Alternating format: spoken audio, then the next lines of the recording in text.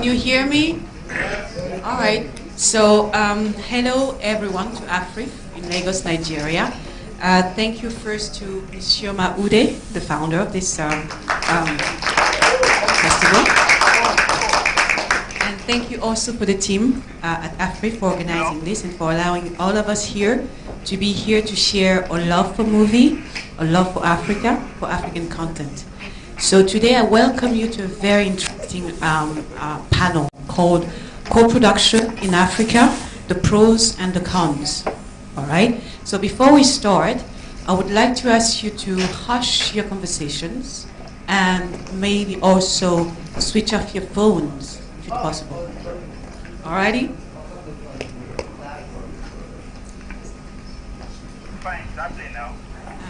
So, we are going to start by introducing the members of this panel. All right, so I'm going to start with one of the very important women, a very legendary woman here, Ms. Khadija Alimi. She's the president of the jury at Afrif this year. She's also a seasoned film producer whose career spanned over 30 years. She's from Morocco. She's worked on film that you may have heard, production from Hollywood and all over the place. She worked on Aquaman. The Night Manager, Tyrant, and so forth. And she's here today to talk to us about co-production agreement in Morocco. Our second guest is Mr. Mahmoud Ali Balogun from Nigeria. He's laughing because, I have a hard time with accent and with naming people, so I apologize for that. Alrighty?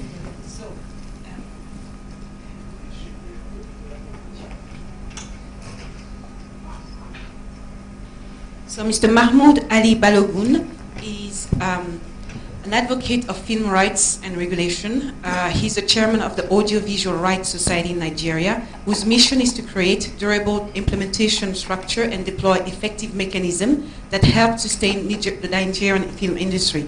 He's a veteran film producer who worked on a host of film as an actor, producer, and director, including A Place Called Home, Flower Girl, Tango With Me, and Peace Mission. He's also an artisan of a host of initiatives and actions toward consolidating Pan-African co-production effort from regulatory and practical perspective. Let us have a round of applause for Mahmoud Ali Balogun. Our third guest today is another well-minted African film industry advocate who represents policy and promotion and the promotion side of things.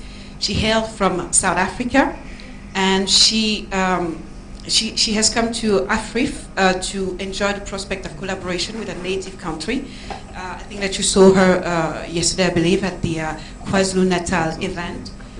Today, she's worked with the broadcasting company, including SABC 2 and 3, to help boost their brand and their strategy and their appeal. She's now the COO, the Chief Operating Officer at KwaZulu-Natal Film Commission. She's been in the film industry for more than 20 years, leading,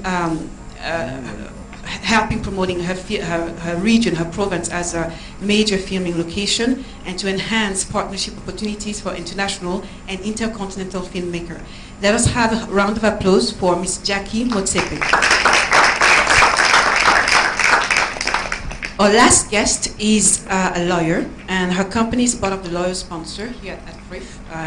The company name is Punuka, all right? She's head of media, entertainment, and intellectual property law at Punuka Attorney and Solicitor. In 2018, she received an Africa Law Digest Award, and she's also the recipient of the 2020 Rising Women in Africa, all right?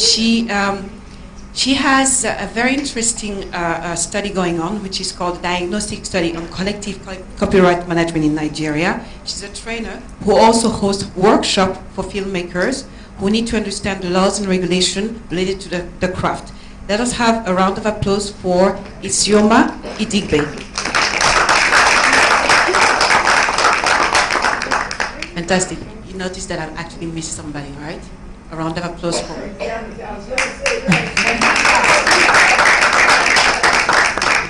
Alrighty. So because this panel is very complex as far as the topic is concerned, I'm going to start with numbers. Numbers are very important for you to know, and I guess that would lead the conversation or give some landscape or information about this panel.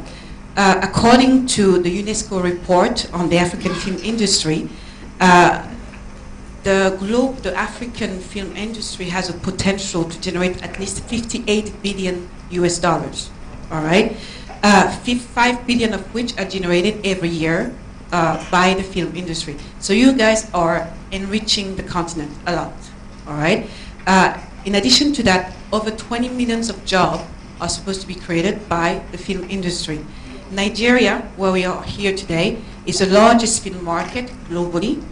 Second in terms of production, all right, behind Hollywood and before Bollywood in India, and the third largest in terms of revenue, behind Bollywood and behind Hollywood, all right.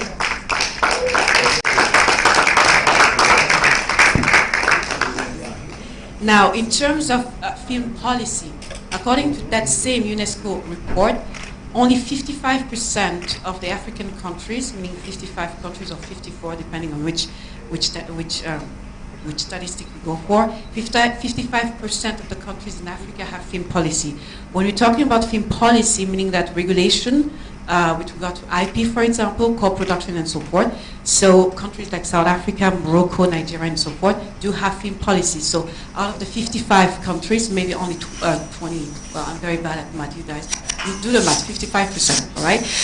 In terms of film commission, I guess that you guys know what is the role of a film commission. A film commission is a very important tool in terms of promoting film potential, the film industry abroad, but also across the continent. So only 44% of African countries have a film commission. Here in Nigeria, we have the Nigerian Film Corporation.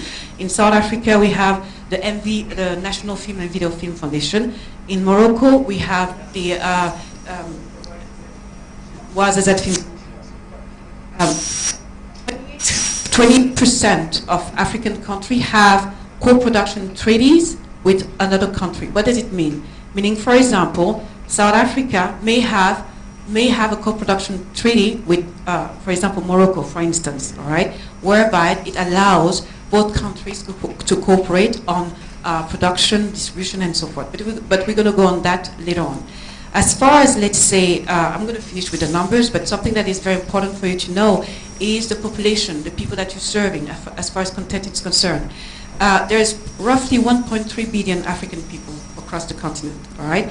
And thanks to the evolution of technology, currently there's 80% of people who have a mobile phone or connected to, let's say, mobile phone or any tool that provide content, TV, mobile phone, tablet, and so forth. That makes up to roughly 1 million people that could have access to the content that you produce, which is very important. Therefore, it's a significant market, all right? When it comes now to, let's say, the last numbers, as I said, the countries that, you know, there is a 57% increase in production compared to, for example, if we take Nigeria, all right, when it started 30 years ago, 1992, I think Mr.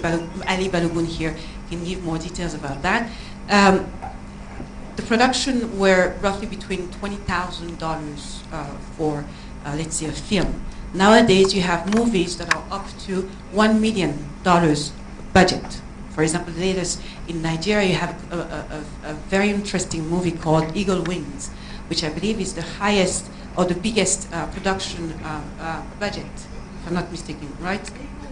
Yeah, Eagle Wings. I think it was 1 million something. Oh, that one. Yeah.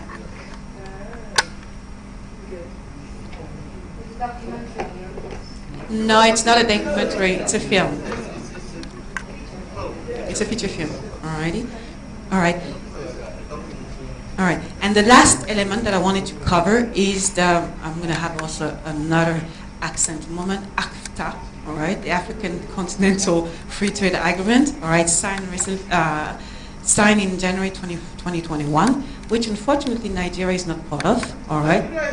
Really? Okay, my bad. So update. We're going to go back to there. So what we're going to do during this panel is also cover how the AFTA actually impact your lives as producers. Alrighty? So, I'm going to stop bothering you with numbers, so we're going to go straight to questions. Alright? Unless anybody has questions here. No? On the numbers? Is that okay?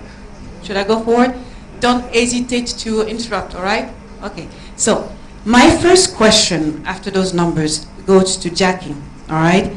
Jackie, in light of the numbers that we just mentioned on the UNESCO report, saying that there's only 28% of African countries that have at least one co-production agreement between each other.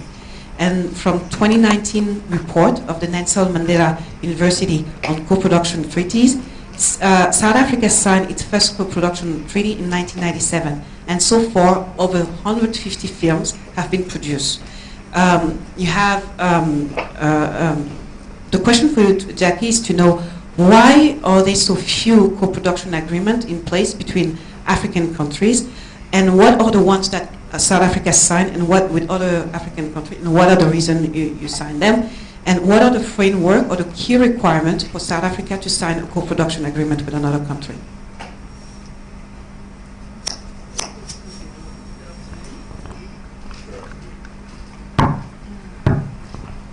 Good afternoon.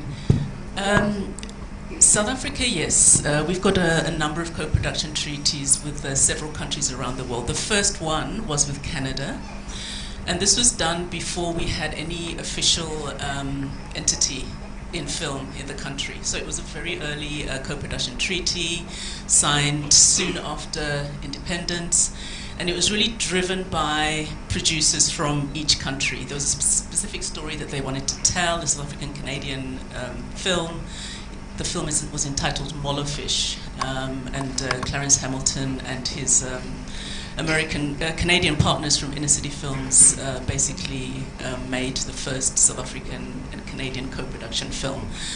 That treaty has really been quite successful. Quite a number of films have come out of the SA-Canadian treaty.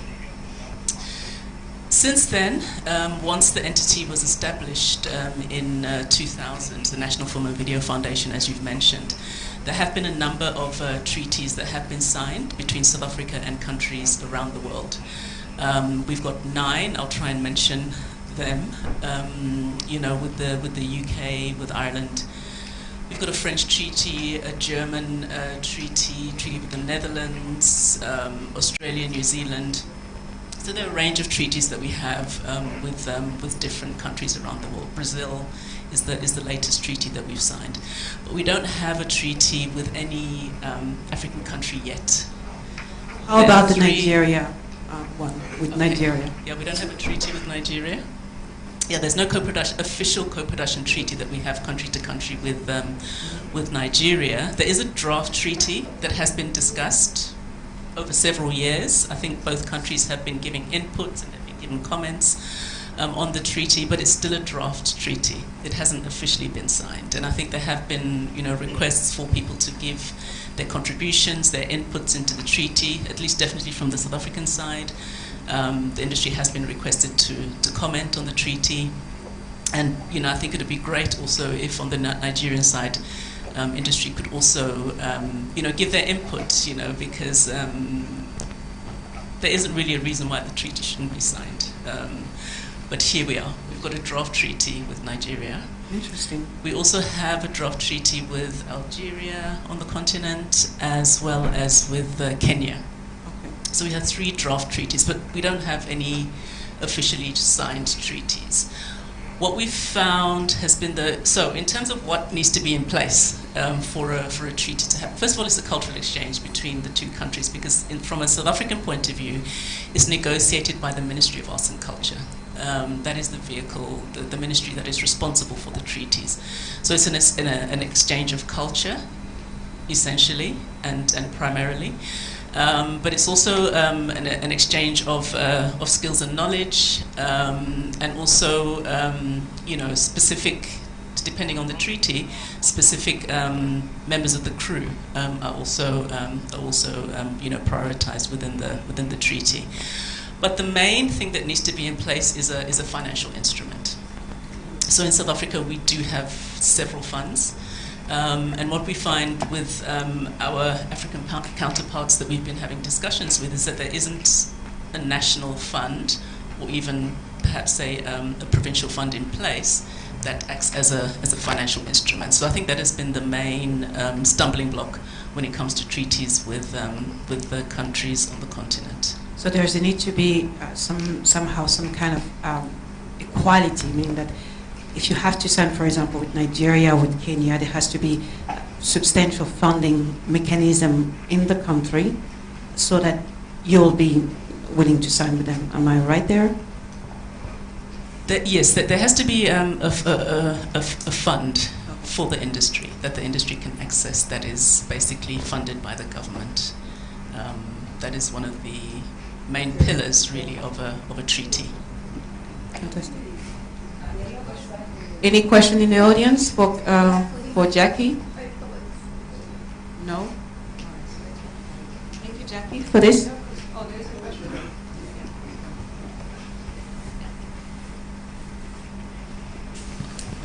Hi, Jackie. My name is Stanley. I just want to find out, you talked about the absence of a national or provincial kind of funding. Apart from the national and state level or provincial level, would you guys see it possible to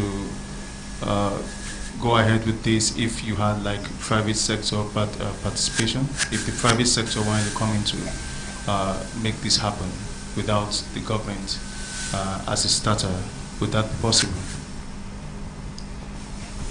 Well, I mean, look, it has been explored, and I think there are private funds that exist, you know, otherwise the industry here wouldn't be able to make films. But really, a national fund is a cornerstone of a treaty, an official treaty.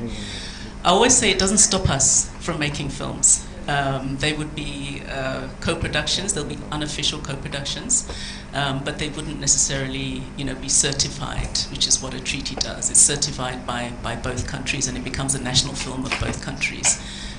So yes, we don't have a formal instrument per se between the two countries, but yeah, it doesn't stop us from making films together. Yeah. Thank you, Jackie. So now we're moving to Khadija. All right, Khadija. According to the Centre Cinématographique Marocain, a host of co-production agreements and treaties have been signed between Morocco and other African countries since 2009, including Egypt, Algeria, Ivory Coast, Nigeria, Senegal, Benin, Mali, Niger, Burkina Faso, and Tunisia. Could you give us more details about what it entails and what are the conditions upon which Morocco enters such agreement, and why so many? Are these treaties just general treaties, or are they done on a case-by-case basis? All right. Hello. Thank you for the question. Just to be clear, I am not the official representative of the Centre Cinématographique, but I will try to answer the question to the best of my knowledge. Co-productions, usually you have a script. The funding is already there.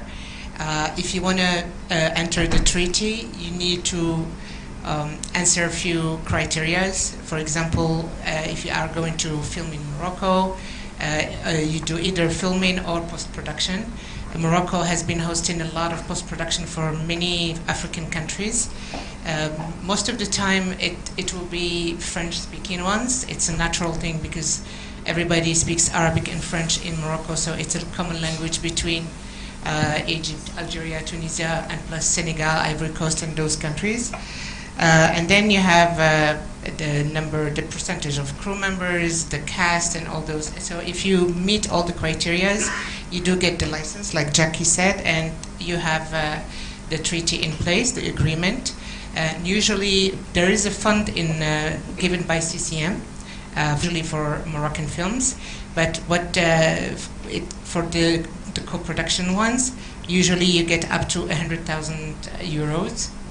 But you have to apply for it. You have the committee has to screen the film and agree, and then you can get the funding. Local films, they get a grant from CCM. That's what it is for. Actually, the first funder of Moroccan films is CCM. It's a government money. And then we have different channels. We go to Europe for La Francophonie, if it is a French-speaking one, or you go to DFI or Dubai, or it depends. So there's a whole channel of funding that you need to find. The other thing that the treaty is there for is that it allows all crew members from any country, once you have that in place, to come to the country and film there. You don't need a visa, a work visa. You can just come with the film permit and you are allowed to come to the country and film there. You have exemption of VAT, so it does help the cash flow for filming. And you have many other things, assistance of army, the film permits, everywhere you want to film. It's pretty simple and simplified for everybody. And that's the other thing that the Ouarzazate Film Commission is doing, is trying to help whoever comes to Ouarzazate to be able to go around and film. Any question for the audience for Khadija?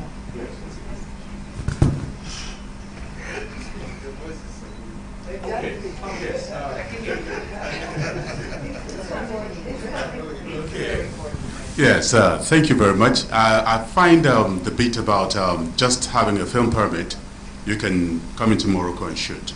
Now, I'd like to know, how easy or difficult is it to get a film permit?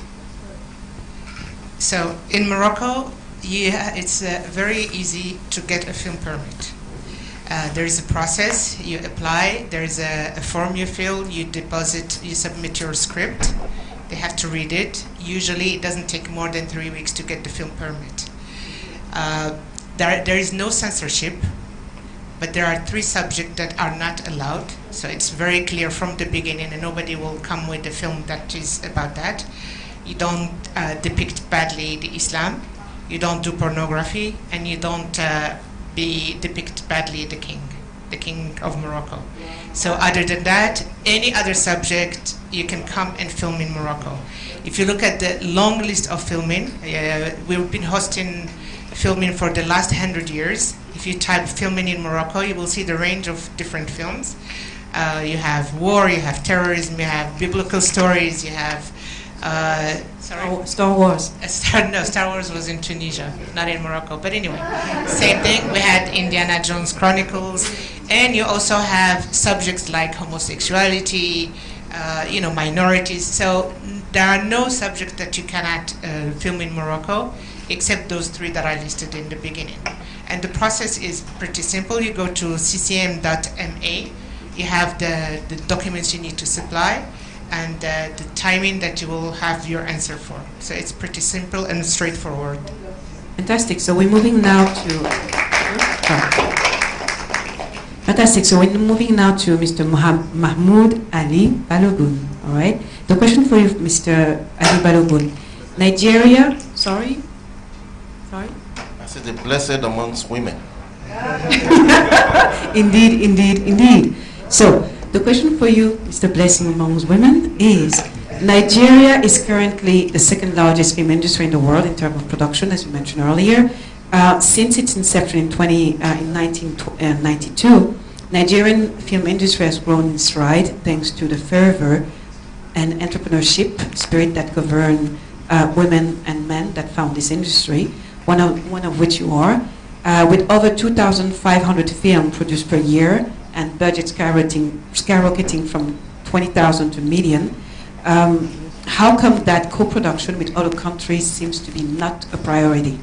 Second of all, is it because Nigerian market is self-sustained, or is that the history of Nollywood, privately funded by individuals, not a growth spurred by government or state subsidies, has made it difficult to look for outside partners? Or should we see that the reluctance to participate in co-production treaties a sign of the Nigerian industry wanting to maintain its status as kind of a microcosm? Thank you very much. Good afternoon, all. I'd like to thank Choma for bringing this on, and my co-panelists. I think you answered the question yourself. Yes, and like Jackie said earlier, co-production, treaties are between governments, not between individuals and governments, or between individuals and individuals, one individual or the other. There are things among governments. What we've had in Nigeria has been private initiative driven.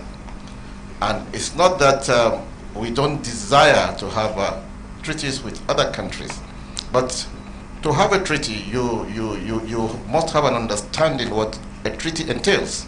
I think the sad thing in this country is that currently, I'm not talking of the past, currently, I don't think we have in place people who have an understanding of what treaties are. There are pretensions to it, but they don't have that proper understanding. Because for you to have a treaty, there are certain things that have to be in place. What are you offering who you are having a treaty with? A situation where you don't have incentives, like tax incentives, rebates, and all that.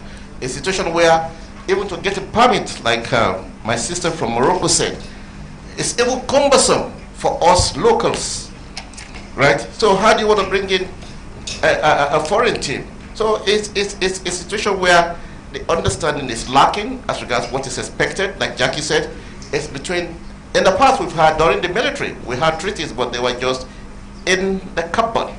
Because even those in the military didn't understand what they signed onto. Because those treaties were signed by the Federal Minister of Information, Youth, Sports and Culture then. So those of you who are as young as I am will remember, so, and those treaties were signed, but they were not implemented, right?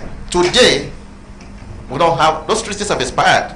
Today, there have been, we put some efforts at getting co-production going. I know the current minister, right, we've made overtures to him, is quite desirous of having a treaty, but the institutions are not there to kind of, how do I put it now, to intelligently, I mean it, I'm girded by my word, with words I'm using, that can intelligently put forward position to convince the government of the day on the need for a treaty. We have institutions like that are catering for the industry, for the film industry, like a film corporation. You have the Census Board, you have to some extent the Copyright Commission. But between those institutions, there's still a knowledge gap as regards what will be required for you to put in place a treaty. Because if you don't have those structures in place, there's no country that's going to, because a situation where I'm going to South Africa, for instance, now, and every money I spend on a particular item, and I'm expected to get a refund, right? But when you come to Nigeria, such don't exist. Even for us locals, like I call us locals as filmmakers in Nigeria, what rebate do we get? Instead, we get multiple taxations, right? So the unfriendly environment here has been the challenge. But nevertheless, there's been collaborations between independent filmmakers here. That's what we are essentially. We don't have studios like you have in some countries, like Morocco or even South Africa, right? Individuals here are beginning to take up the challenge and working with South Africa. Like presently, I'm working on a production, a co-production, yes, with South Africa, right? In which their agencies are involved with the funding. I know not less than 4 agencies of government are involved with the funding. But here in Nigeria, it's me, myself, and I alone. So you see where the challenge is. Thank you. Sure. Thank you very much for that. Any question in the audience for this impassionate take? Any questions?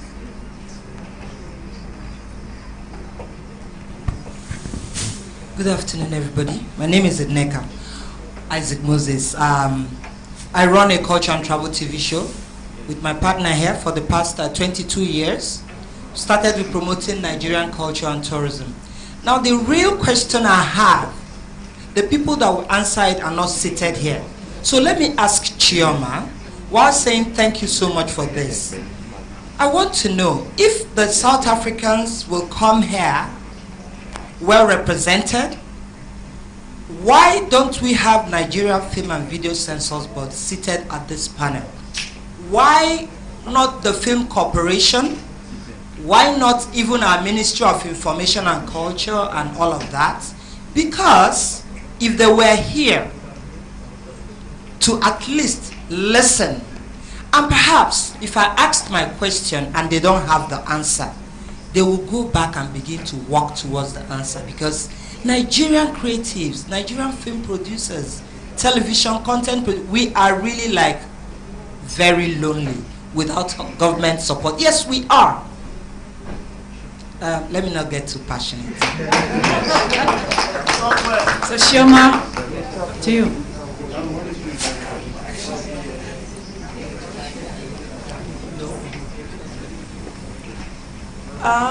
Why are they not here? They've been here over a couple of years. Nothing happened. So I moved on. Yeah. But the Nigerian Video and Census Board DJ was here for the opening. Yeah. Can I not say more? Fantastic. So we are moving forward to our fourth question to Isioma. All right. And the topic that is very interesting here, again, sorry for my accent, AFTA. All right. The African Continental Free Trade Agreement that was signed back in January 2021, that should come in effect and has been signed by 52 countries. And according to Mr. Ali Balogun, Nigeria is part of it. This agreement is designed to ease off tariff up to 90% within 10 years and spur more collaboration on regulatory matters between African countries, the signing parties. All right. My question for you, Ijeoma, is what is the real impact of that free trade agreement on the film industry? Furthermore, we know that one of the major challenges on the African continent is the preservation of and respect of intellectual property. All right. So, what does the free trade agreement? What is the impact of that agreement on that? Because it says that it may encourage the constitution of a consolidated set of regulation for IP. So, if you can tell us exactly what does it entail in terms of IP and for producers here. Thank you and good afternoon, everyone. Apologies about my voice. I've been speaking non-stop this week. Much fun, but now I'm really feeling it this on Friday. So to answer that question, I actually have to deal with some points that everyone has sort of spoken to so far. And I need to paint a picture of what the regulatory structure is in Nigeria to understand how, whether or not this AFCTA treaty would be impactful in the way that you're asking. So when you look at the regulatory structure for film in Nigeria, the first thing I always like to correct people is that we do have a regulatory structure. People like to say that we don't, but we do. So that's the first thing we do. Whether it's effective is really the question. And a major gap in our regulatory structure is that we do not have a commission. We have the Nigerian Film Corporation, who is actually a competitor, which is an oddity. It's a competitor because it's actually a production company owned by the government. Now, it is a vestige, it's a vestige of the military era, where those were propaganda machinery, and it's just sort of stayed. And what that has done is, again, another oddity, the Nigerian Film and Video Censors Board has sort of creeped up and become this key regulator, which should not be the case. And so they are itching into other areas of regulation that do not concern them, when their concerns are supposed to be specifically only on rating, and I don't want to use the word censoring, rating of films and videos. And now they are creeping, right? So, in all honesty, to Uncle Mahmoud's point, sorry, I call him Uncle Mahmoud. I cannot call him by his name.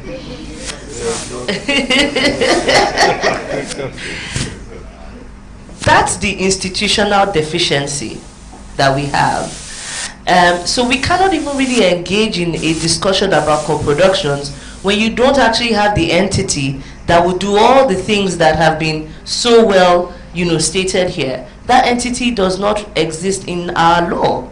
And so currently there is a Nigerian Film Commission bill sitting at the National Assembly that is intending to convert the film corporation into a commission, which coincidentally, I believe it was in 2017, we had actually done an advisory to the government. And I know Uncle Mahmoud has read that advisory, which has now been manipulated in some way I don't understand. And we did an advisory to the government to say that the fastest way to fill the regulatory lacuna was to convert the corporation into a commission. It already has the wood, the legs. We just need to refurbish it. Now, the bill that is sitting at the National Assembly now is kind of ridiculous, because there's just, I mean, I don't want to go into the details of that because that's not what we're discussing, but it's just muddled up and doesn't really understand what their role is as a commission, which is to essentially be what you call an industry enabler. And so when you listen to everything that, when you were talking about Morocco, I was almost sad because, I mean, a lot of people here who know me, I spend out of my pocket to attend conferences outside of Nigeria.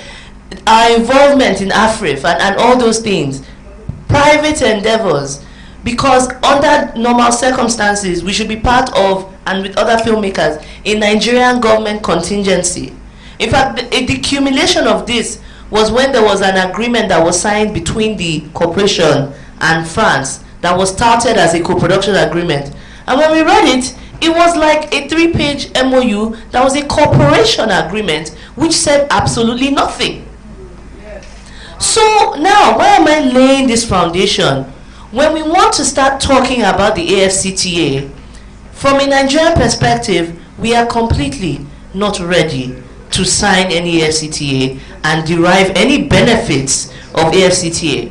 And when the Nigerian government did not want to sign, a lot of people did not understand why they didn't want to sign. Because the Nigerian government understood that they were not ready, and it's not just this sector, in every sector. I think maybe the only sector that might be safe is banking, okay? But in every other sector in the Nigerian economy, we are not ready to sign the AFCTA, because what will happen is that everybody wants access to the Nigerian market. Hell, we're almost 200 million people. Everyone wants access. And Nigeria could become a dumping ground for all kinds of products, including intellectual property products. Now, when we go to our IP laws, I don't want to go very legalistic, but let me just say very simply, it will be difficult to enforce intellectual property rights when IP remains territorial within the continent. That means that the law in Morocco and the law in South Africa and the law in Nigeria are not the same. So they need to consolidate it, and we have one law. And so again, I'm not saying anything that hasn't happened. Look at the EU. Is a very good example. And that's why when the UK needed to pull out of the EU, you saw all the drama, because they have to unbundle all the things that they have done as a single market. And we have to do the same thing when it comes to intellectual property and films. And I'll give you an example. So a lot of people don't know this. In Europe, if you're a part of the EU, right, a lot of countries have what you call local content regulations. But productions from EU are considered local content. But then it is like divided, where it will say a certain percentage should be for local, as in you are from this country. And then there's another percentage, maybe like 15%, that is from your EU or your single market partners, right? So that includes them in the conversation, but it also protects the local producers from other content coming in and being dumped on Nigeria. Now Nigeria needs that access that the AFCTA is in principle or in theory supposed to bring, because as of now Nigeria is the hub for entertainment in the continent, but most of the exploitation is illegal, or the value for which the content is paid for is nothing. I mean, I've had the misfortune of trying to do deals with, let's say, Francophone countries, or even Kenya, and the licensing fees are just absolute rubbish. So if we have an AFCTA, we have a consolidated IP law for all the countries, then we can start tackling these issues of tariffs and licenses and what is local content. And honestly, Nigeria is so well placed to benefit from that because we already have so much content anyways. It's just creating a pipeline, a legal distribution pipeline for the content to go. And so we can say, hey, listen, Nigerian films or content is not going to pay, we're not going to take anything less than X. And in Nigeria, we're not going to pay you anything less than Y. Even this issue that she said about the need for a film fund to be there for a co-production treaty, it's not that difficult. It's not that difficult. Every time you come to the cinema, they take an entertainment tax. Where is that money going to? That tax can be, channeled towards that. We have a copyright levy order in Nigeria, right? We have a copyright levy order that has been law since 2007 in Nigeria. It has never been actioned. A lot of people here know what that means. That means that everything, your phone, your computer, everything that has the capacity to reproduce intellectual property. Uncle Mahmoud is laughing here because he knows about this battle as the chairman of a collective management organization. It's an ongoing battle. And so every item that can reproduce copyright or intellectual property has a levy instituted on it at the point of importation, right? And so that money is supposed to be collected and then administered by the Nigerian Copyright Commission. So there are places. To get the funding is not the issue. That is not an issue at all. Nigeria, well, it's not as rich as people think, but we can find money if you want to find money. I'm just giving you 2 places where we can find money. It's the creative thinking around saying, okay, this is important. And again, it all links back to AFCTA because my whole point is we are not ready for AFCTA. We as an industry, and one thing I also like to be balanced is I don't like to sit down here and shout government, how horrible they are. I think that the industry for so long was so inward facing. They were like, we're slugging it out, we're producing our films. They did not engage. Now they're trying to rectify that and they're trying to engage. But it's almost like you're trying to engage at the point you need them the most, but they also need to be on the journey of the engagement. So it's not going to happen at the pace that you want it to happen, right? And for instance, the decisions about who is the Minister of Information of Culture or who is the Director General of the Nigerian Film and Video Censors Board, those decisions should be taken with the industry being a key deciding factor. That's what happens anywhere else in the world and in every other industry. And we don't have that in Nigeria. So what then happens is that because, again, we have a cultural bias where the things that we do in the creative industries are not considered serious. So they give those roles to anybody. That's the roles that they give just to settle people. And then we're now stuck with people that may have real intentions to want to do something, but have absolutely no clue how to navigate the industry. So, or I say all of this to say that you must have the context that whilst in theory the AFCTA is a great idea, it would foster co-productions and collaborations between the countries, but when the country itself does not have the framework, I mean, where are we going to start from? So it's almost as though the AFCTA is we're putting the cart before the horse. We need to work on, and I say this back to the industry, we should be having series of meetings about how we are going to benefit from the AFCTA. We should be actively working on what is the protocol for the film industry as we go into this new era of Africa to make sure that we are protected, because I would tell you already we are losing ground to Ghana every single day. My husband is a cinematographer, and every day they are flying in cinematographers from all over the world to do the job that my husband can do. My husband is as trained as anyone. He studied in the UK. I'm saying that to say he has the highest level of education. And people are still flying cinematographers into this country to shoot. It makes no sense. So those are the protocols that we need to put in place. And yes, the government has a role to play, but it is your business, it is your industry. You have to drive that conversation.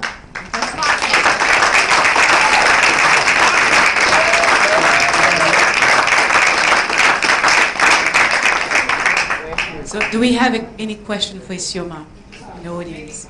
Any questions? Alrighty. I believe that Uncle Mahmoud has some question for her.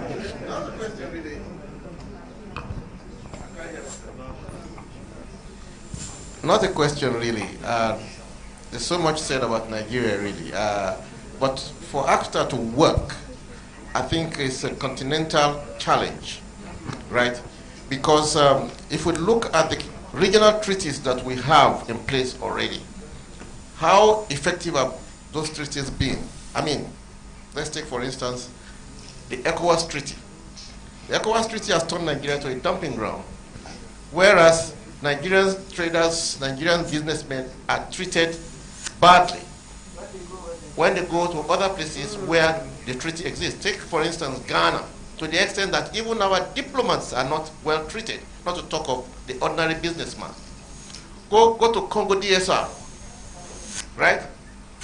Even with my sister here, South Africa, right? So what am I saying? No, we don't have anything to do with them, I'm saying. I'm just talking about the treaties. For it to work, for it to work, like she said, the cart is put before the horse, right? The countries must look at their structures again, the incentives they put in place, the taxes they put in place. I can't go to Ghana to want to set up production. There are restrictions. But Nigeria is so easy to come in because Nigeria is seen as a big brother. ACTA was put together by those people without putting in place the structure that will make it effective. I can't travel to any part of Africa today and say, look, I want to set up shop. There will be challenges. And those are the things that will make it a dream. Well, Morocco, thank you for Morocco. Yes, but most African countries, particularly, they see Nigerians as something else. You know? Thank you. So we have some intervention in the audience? Yes. And it's for Isioma regarding Morocco. So we supposedly have a treaty with Morocco. Are you aware of that? And what is it really? This is the first time I'm hearing about this, but I'm not surprised that this is the first time I'm hearing about this because I wasn't very nice when I saw the cooperation agreement that was touted as a co-production, and I certainly let the DG know how I felt. It's in So 2018, I'm sure he 2018. didn't give that to me. But it's interesting. And as a lawyer, for my clients, that opens up a world of opportunity. And I would like to see what the paperwork says as to how my clients can benefit from that. So I'm just only hearing about it, but it's ridiculous. It should have been announced. We should have had trainings for industry professionals to say, hey, this is how you can access that. Okay, so one more question with regards to that. Hold on. Co-production agreement that was signed in So the 2018. co-production agreement between Morocco wasn't between Morocco and Nigeria. It was between Morocco and Kannywood. Because, again, also, like I said earlier, I think treaties are between governments, right? We need to know from you, Khadija. No, I mean, I'm not an official, so I'm going to answer what I know. I think when, for Morocco, Nigeria is Nigeria. And I think, as you said, both of you, Mahmoud and Isioma, what you need in Nigeria is an institution that regulates filming and the film industry, either television or films. Because otherwise, like you said, what did you call it? Kannywood? They will come to Morocco, but for us, they came as Nigerians. It's not one. Yeah. Yeah, from what I know, it was not with Kannywood, it was with Nigeria. Because I met the people in Morocco, I've seen the delegation that came. That's when I learned that you had so many languages, so many people. That's when we came for Zuma Film Festival, and that's I heard about. But for us, the Centre Cinématographique Marocain is an administration that is ruled by the Ministry of Culture. It's a public administration, it's not a private one. The Film Commission is different, it's an association. But Centre Cinématographique Marocain is the Ministry of Culture, but instead of going to the ministry and going up and down in how many floors, you have one administration that is outside that deals only with filming. So I think if you don't get that here, that can be like overlooking all this, it's going to be really hard to have any treaty with any country. You will never have the information. For us, anything you want to know about, you want to film, how to get the permit or anything, you go to Centre Cinématographique Marocain. We can like them, we don't like them sometimes, it doesn't matter, but at least they are the place to go to when you need to know anything. You go on the website, you have information, you have the list of crew members, you have a list of companies, you have the documents you need to submit for a film permit. You know what is the incentive for foreign films. You know when the commissions are there for Moroccan films to get the funding, and et cetera, et cetera. So it is very, very crucial that you have some sort of institution here that regulates all this, at least the one place to go to for all Nigerians. I mean, maybe utopic, but that's the way it works. Well, that's exactly how it should work. I mean, and it's really not difficult. There's nothing said here that is difficult. So, I mean, this sounds like very complicated. I'm surprised because somehow there's a role for the foreign ministry in these types of conversations. So I'm surprised how, if it is that it was one sub-segment of the film industry that was able to do that, I don't understand how that was done. They presented themselves as representing the country. So you can't blame Morocco. But unfortunately, the lacuna we have with the knowledge, within our agencies is what is responsible for what we're having now. You see, I was at Zuma when Morocco came to be part of Zuma in 2000, and you were in Abuja. Yeah, 2018. I was in the jury of that festival then. You people went on a tour of Abuja mostly. I remember. Right? So what I said earlier is that, you see, the people who populate our government agencies have knowledge deficit when it comes to issues like this. Right? So that is why we are having the challenge. Until the compensatory nature of appointments are changed, where because Jackie is my girlfriend, I make her to be in charge of an agency of government responsible for film, or she's somebody's goddaughter, cousin. Right? Until that changes, she doesn't want to be. So anyway, we're talking about Nigeria, right? But even in some other African countries, a situation where you have people who are old enough to be my father, you can imagine my age now, still struggling to be an appointment to hold government offices. So it's a big African problem, right? That is why we will still have that issue of co-production. Amongst the individual filmmakers, there will exist collaborations, but at the government level, because of that deficit, we'll still have. Next year, 5 years time, we'll be talking like this, if things don't change. Fantastic, Jackie. You haven't, got in that on that matter of the African trade. Yes. What is happening in South Africa when it comes to the implementation of the Continental Trade Agreement, and also when it comes to IP? Right. Can you just give us some more insight into what is happening in South Africa? Yeah, I mean, I think, as I've mentioned earlier, we are formally structured. We have a national film body, we have film commissions in the country. The way we operate is very similar to what Khadija has said in terms of our processes. To qualify for a treaty, with the treaties that are in place. Our funding process is also, they follow a normal process. It's not difficult, like you say, to have to put these instruments in place. We've done it with several national departments in South Africa, Trade and Industry, Arts and Culture, and then within the province, we fall under the provincial government of Economic Development, Tourism and Environmental Affairs. And as a province, also we have a fund. We have a funding instrument, which works very well with all the other funds in the country. So I mean, these models are there. We've shared the models with our African counterparts as well, and we've always been available as a sort of a case study for how these things can be done in the continent. So, you know, African collaboration is a government priority. It's definitely a priority with the Africa Free Trade Agreement. We also see it as a huge opportunity, you know, for us to co-create content with our partners on the continent, you know, which is why we're here. We've been consistently here anyway, but now there's a new impetus, you know, within government to work, you know, at an economic level with partners on the continent.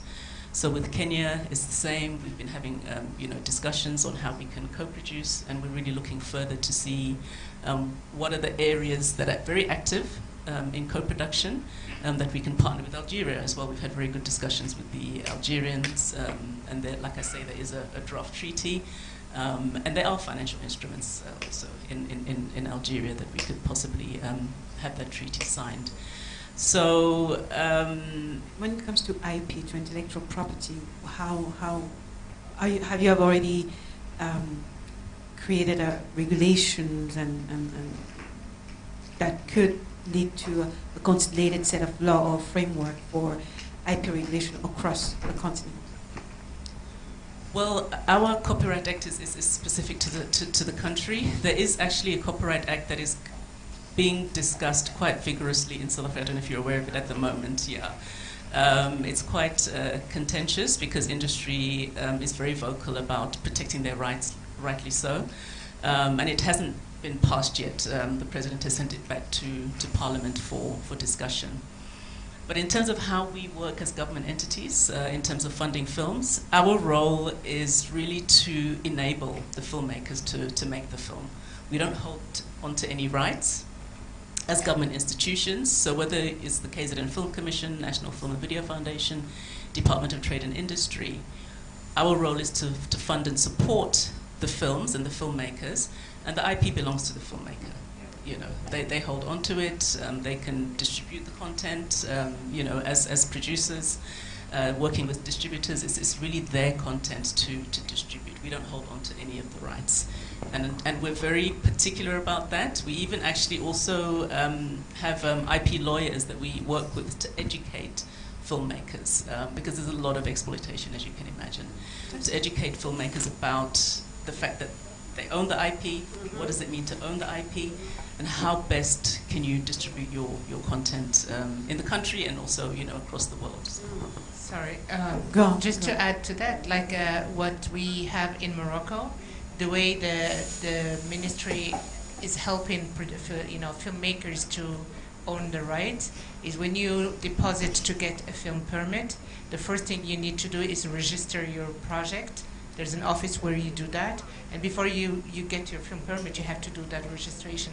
That way, that's how they protect your rights on the project. Nobody else can take it. Thank you. I just wanted to touch on this point of owning intellectual property, because when the new Nigerian Broadcasting Code amendments came out, unfortunately, because our producers are not well informed on how commissioning should work and how primarily the producer should own the rights, even if someone commissioned you, right? Like, I'll use the British example, who I think just have a very fantastic model, right? So in the UK, even if BBC commissions me to do a work, I, as a producer, owns the intellectual property. The only thing I'll give BBC is a license. Now, I can give them maybe a perpetual license or whatever because they commissioned the work, but that license is limited to their platform and maybe that territory. For everything else, I own the right. You look at people that do so much work for DSTV. DSTV owns all the rights. Iroko is buying up people's intellectual property for $10,000. And when the Nigerian government actually for once tried to help with the NBC amendment, the producers played into the hands of DSTV and Iroko with all their narrative about how they're encroaching on people's private rights and some nonsense, because they don't understand like how it should work. And I'm saying this because I don't stand for tongue lashing one side and then not saying what the other side is doing well. So we need a further amendment. And when people ask me what was my view, I said the NBC code, the problem is it didn't go far enough. Because it should have been explicit about the fact that particularly in commissioning scenarios, that the producer must hold the rights so that people can actually, and this is relevant to this AFCTA discussion, because it's not going to be the average producer that will benefit. It will be DSTV that will benefit. Right? Because they own all the rights. They are the ones that are going to be distributing the content and making all the money. And they've paid the producer a pittance one-off payment. And they think maybe it might sound like millions, but if you own something for the rest of your life till you die, and by the way, 70 years after, do you know how much money that actually is?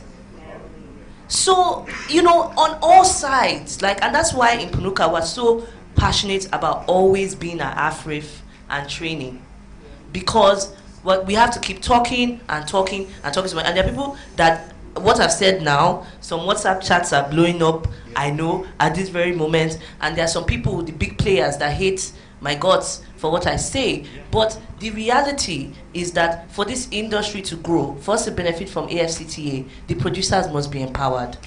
And they will only be empowered if they own their rights. And since we're here, I'd like to add this. I think the individual contracts that we sign, I've been saying it over and over again. Just because you want to put bread on your table, you don't sell your soul. Right? A lot of us go into this agreement, to these contracts with these platforms, all because we continually get jobs from them. That they commission you, like she said, they don't own it. I know most of the people here are Nigerians, particularly young ones. It's important we note that. Look, the first job I did with DSTV was in 1998. Since then, I've not done one single one with them. But I'm alive and doing well, right? So you must, until we begin to insist on the right thing. I was in France in 2012, or is it 13 now? And a platform came and was so bold, Nollywood TV, to say they have license to more than 5,000 Nigerian titles, right? And I said, did you get this from the Nigerians? Oh, she said, no. I got them from DSTV. Yeah. They're distributed everywhere. So please, I'm appealing to my colleagues, young and old, right? Please, we must stand firm, right? Yes, it may be tough for you at the beginning, but we must stand firm in saying no to these shenanigans that they put forward. Thank you. In actual fact, we have this same problem in South Africa, the very same problem. And that is why when we run our industry development workshops, we actually go with an IP lawyer who can explain to the filmmakers what it means to own these rights. Because our fund, if you come to us with a broadcaster on board as a commission, a license disguised as a commission, because that's how it comes sometimes, we don't fund those projects. So we don't fund commission projects because we know that the filmmakers do not own the rights. So it's a huge problem that we also have in South Africa. And probably we need to find a common way, because the broadcast platforms are probably the same that we deal with. We need to find a common way of dealing with this, because it's nothing but exploitation. Oh, yeah, sorry, I want to say something about that. I am all for producers having their IPs, because that's the right thing to do. We're all interwoven. The whole economy is interwoven. You have somebody who has to pay the child's school fees and needs to do what they need to do. They would sell. No matter what we say right now, they would sell. But those who can't afford different, that's fine. But until the economy is fixed, it's going to be hard. We're just going to keep saying Uncle Mahmoud, can I just respond to that? No, even what I'm saying, even the OTTs are doing the same thing. The Netflixes, the Amazons are doing the same. It shouldn't be.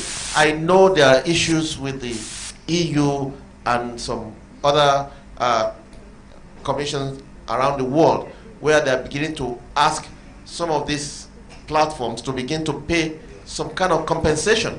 They cannot own these rights in perpetuity, right? Right, you want to say something there?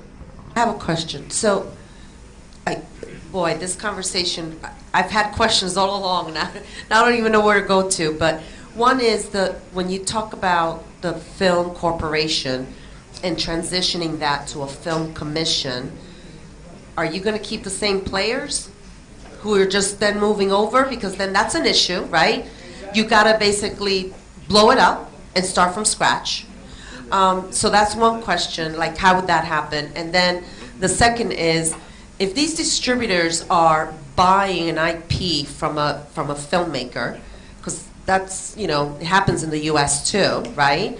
If a network commissions a show to a production company, the network is paying for it, the production company is executing, and the network owns the IP forever and ever, unless an independent person comes in and brings an idea that's part of their company, and now the network is licensing a product, which is what the multi-choice and DSTV should be doing.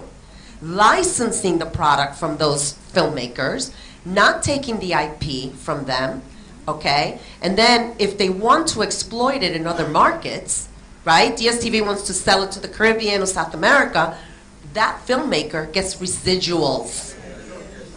So why I wanted to answer is this is where our guilds are really messing up. Yes. Man, I didn't think I was going to go this deep today. I feel like they're going to throw stones on me when I leave this place, but oh shit, I'm going to say what I think. So this is the issue. You can't ask, and it goes to what Chema was saying. As much as I'm saying that these deals are shit, the truth is people need to pay school fees, and people need to. Nigeria is a hard country, people need cash. I was talking to an actor the other day, I was like, my guy, like you're so talented, but they're typecasting you. And I said, I know, but I gotta work. And it's the truth, he's gotta work. This is where the guilds become so important. The guilds are supposed to work for the collective interest. We have guilds in Nigeria that are not working. They are not working, okay? No, they are not working. But, hello, young people, why are you not in those guilds though? Why are you not in those guilds? It's the same thing, people complain Nigeria is not working. They did local government elections and nobody showed up.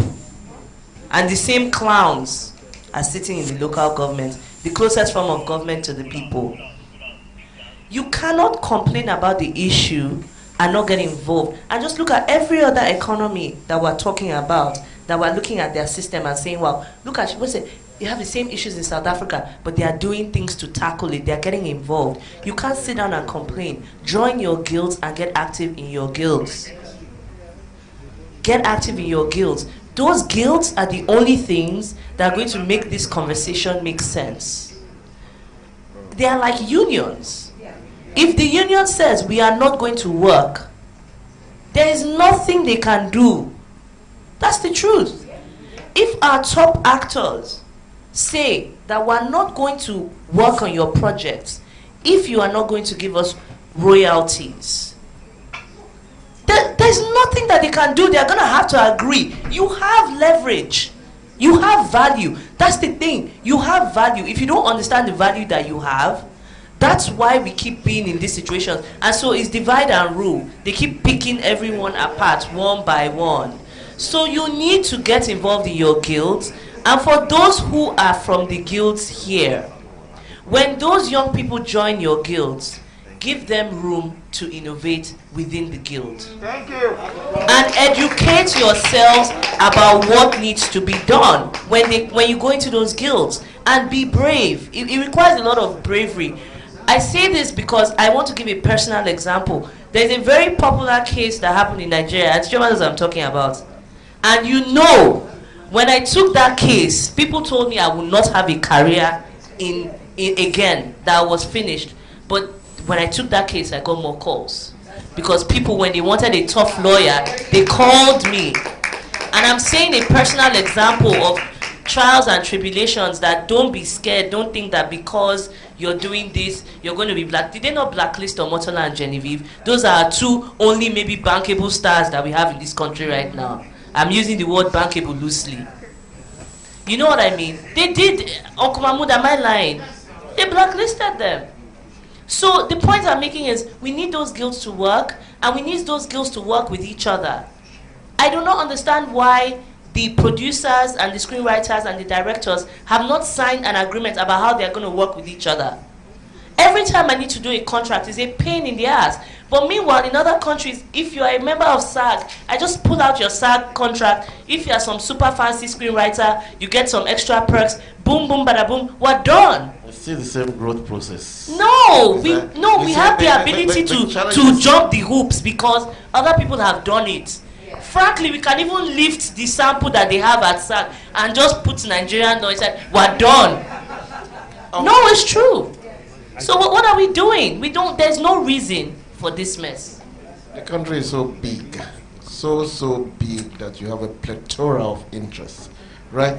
You have a situation now where some of these platforms are already developing models to produce people who will do their jobs, right? And forget the industry, particularly you young guys. They are nurturing you in form of training and all that, giving you peanuts. They think it's something. And they want you to be producing for them so that they can circumvent what she's saying, right? We need to be very careful. I think with the guilds and associations that we have, I think there's more work that needs to be done. I don't want to bring an issue that everybody is familiar with that she's diametrically opposed to me on, because you're mentioning SAG, you're mentioning DGN in America and all that.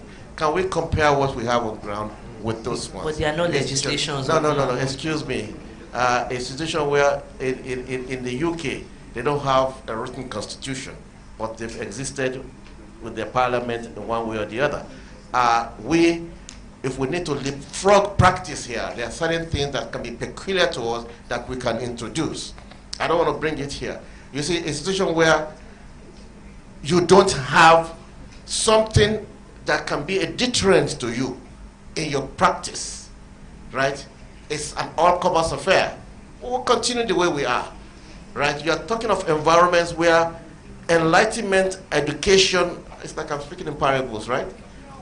Good. Where education and enlightenment is key. You cannot get up in America and say you just want to crank a camera without having the necessary training, without belonging to the necessary group. You can't. You cannot. No, Uncle Mahmoud, professionally, I'm talking professionally now. You can. Even professionally, you can. You can. Yeah, you can. You don't have to make So here, my grandmother can wake up from the grave and decide he wants to work. And then she can circumvent whatever the guild or somebody is being put in place. Right? What we are saying in essence is that, look, we need to have a kind of uniformity in terms of how we do things to guide us. Right? But in a situation where it can be an all-commerce affair, particularly in an environment like ours, it will be tough. Sorry, for context, for those who don't know, this is the Mopicon issue. You mentioned it. And, Uncle Mahmoud, right? This is where we are here 20 years after, still saying the same thing. And I can assure you, this will continue for the next millennium if we go on like this. No, okay. Okay, you are in the industry. At Choma.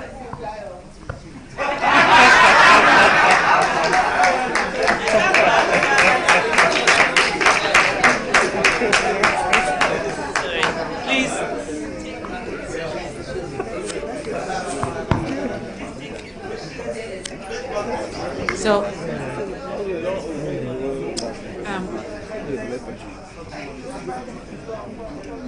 there will be going on. It will continue to go on, and you've all touched on it. You might be in a guild or an association, but you create your rules, and the same, let me say, the same people come to you people in a meeting, make the presentation, and you all say no. Some sneakers sneak from the back room. They go there and take it and do it. And then you'll be there saying our guild said no.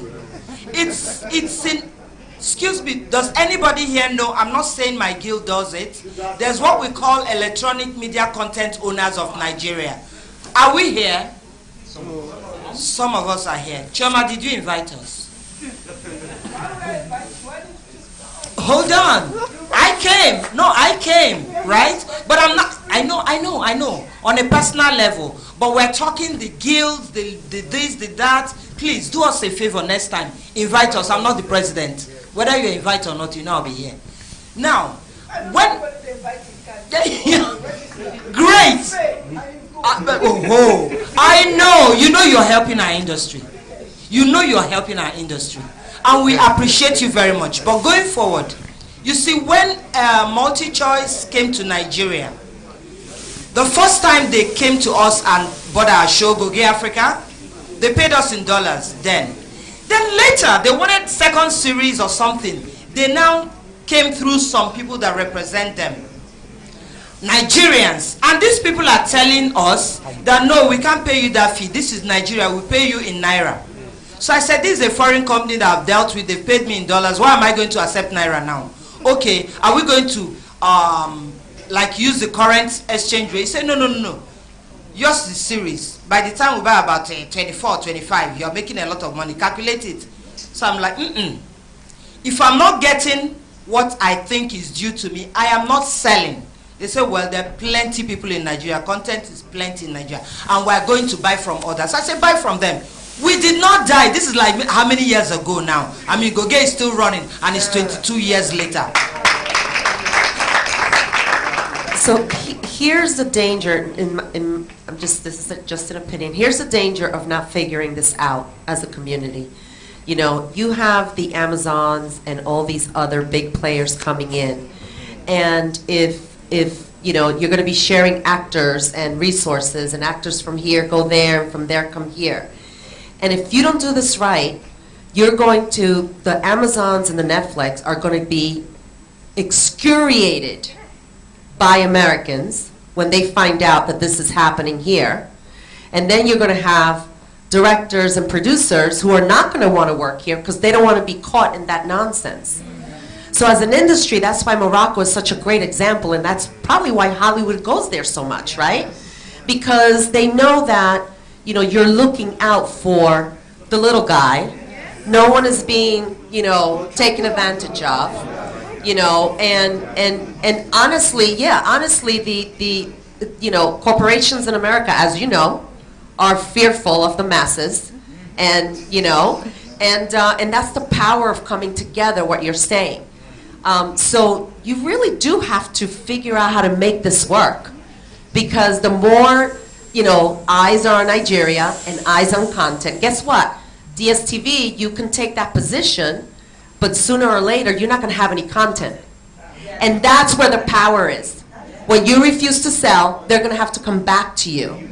And you may have to live on bread and water for a year, but after that year that you suffer on bread and water, you're going to have the power you need for generational wealth. Isioma, when you said 70 years, it's generational wealth, right? Gotta figure. Jackie, Khadija, you have to help. Yeah. Please answer. Can I just say something? Yes, we are very organized in Morocco, but we still have issues too. And of course, like we're not Switzerland, right? And we are Africans, okay? So, but you're all right. We need to work together. We need to create some sort of unity. It's not simple because we all agreed not to agree. This is our nature as Africans. But yes, we do have to have, like in Morocco, what saves a little bit the industry is there is some sort of organization, there are some guilds, there's an administration, the Ministry of Culture, and there is a will from the high authorities to look after the industry. So if you don't have that here, it's going to be very complicated. So that's the first and foremost thing that needs to happen. I know but if you don't have the high authorities saying that this is an industry that we need to help, we need to make them go forward, it's not going to happen. I mean, from what I've seen. So can I respond? I was privileged to be part of the drafting of the National Developmental Plan, 2020 to 2025, 5-year plan.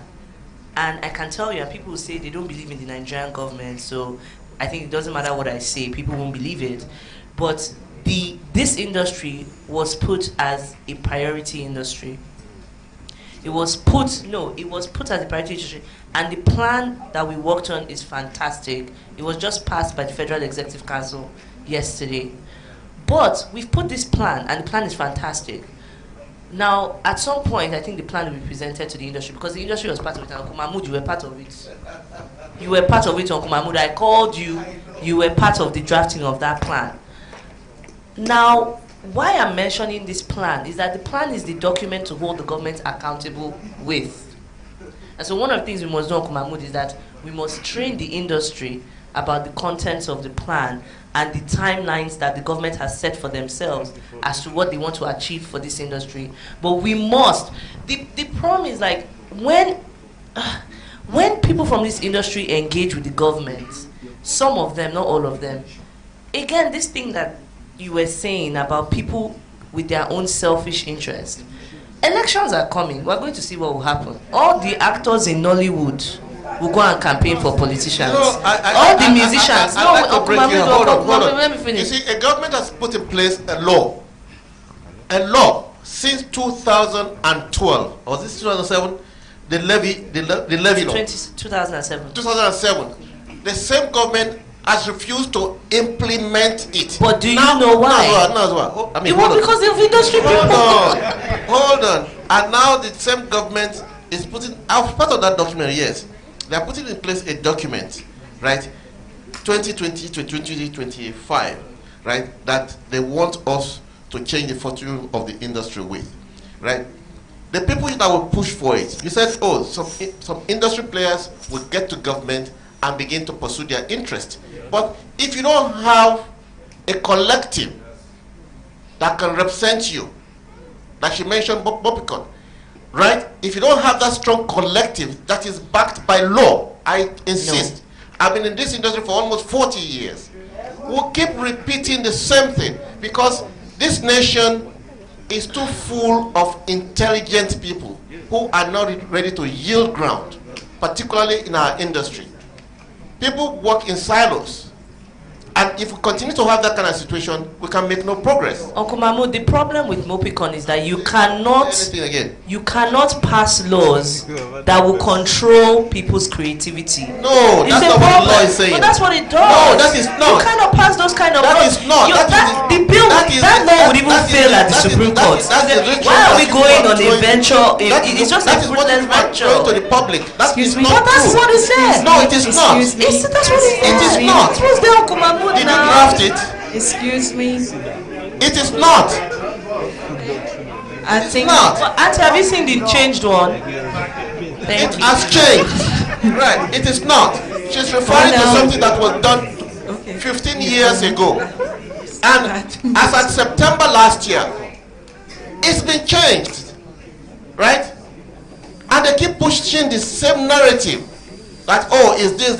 But have you made effort to see what the new document is like? If you people have changed the document, Uncle Mahmoud, you should do a session and invite us to look at it, and then we will tell you we are okay with this and we're not okay with that. The Pareto principle. No, that's rubbish. With the Pareto It's rubbish. No, it's rubbish. There is no other country in the world that has anything like that. No, Nigeria is peculiar. You don't have to go. No.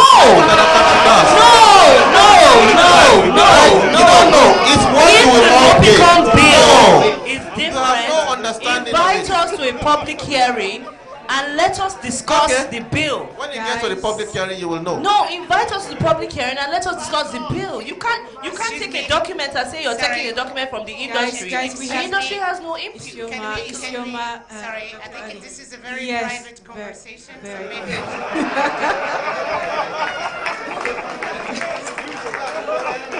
Go to your family and talk to Sure, sure. Fantastic. Actually, we have a question from the audience. However, before we go there, Yes. so yes, you want to. I think there's a general problem when it comes to intellectual property. Now, this problem is across the board. I belong to an association called the Association of Voice-Over Artists of Nigeria. And now you have the advertising agencies with whom we work most of the time. The jobs come from them. The clients go to the advertising agencies, and then they source the voices. Now we try to make them understand that we need residual fees. As soon as you voice that, you are blacklisted. And then getting the association, the people that are part of the association to understand this is just like Choma said. Some want the money right now. They're giving you the money, a one-off payment, and then they run a campaign with your voice on it for years. Years on end. Some members of these associations are dead, yet their voice work is still running on TV and on radio. Why were you guys not at the copyright bill hearing? It's a critical issue. Exactly. Because you see why Uncle Mahmoud and I, the only thing we fight about is Mopicon, by the way. So we're going to still have lunch after this. Don't think that this is a serious fight, okay? Well, it's serious, but it's not that serious, okay? So why I really disagree with Mopicon is because a lot of these issues that Uncle Mahmoud had, funny enough, we agree on a common issue, which is that we need structure, right? We are just disagreeing on approach. Now, why I disagree on that approach is that I think that some things can be sorted out by other laws. So what you're saying can be sorted out by the copyright law that would specifically say that there must be residuals. And you have those laws in other countries. Uncle Mahmoud, you know. Now, if we adjust our copyright law, and the copyright law is going through, it's not too late. And I'm willing to work with the association to put a commentary into the National Assembly committee that is working on the bill. Now, in other countries, you actually have sections, whether they are addendums to the copyright law, whether they're actual placements inside that talk about these things. So we can actually deal with that with the copyright law. And at the end of the day, these organizations must be compliant with the law. And if the law says that you are entitled to residuals, there's nothing that they can do about it. So the point, yeah, but you want to create a law that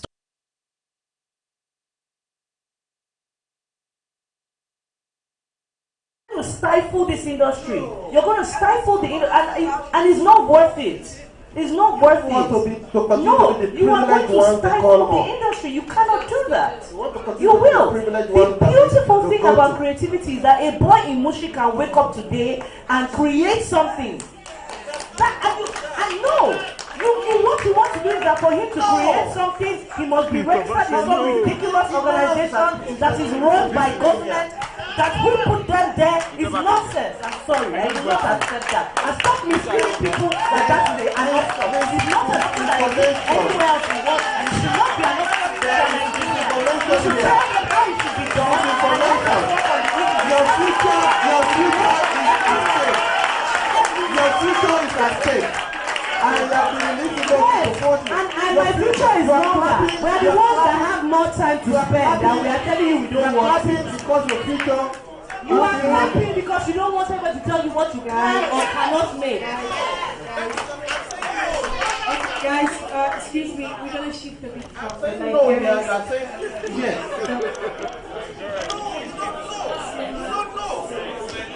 You are a lawyer. Without the MBA, will you be able to sit here to talk today? Uncle Mahmoud, you cannot compare law with this. You have to learn how to be a lawyer. You can't compare law with this. Excuse, there's a question. My battery. Guys.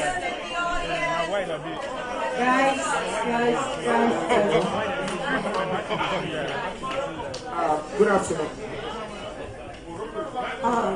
First, I'm going to say that her having a law degree does not give her the validation whether or not to be sitting on the stage.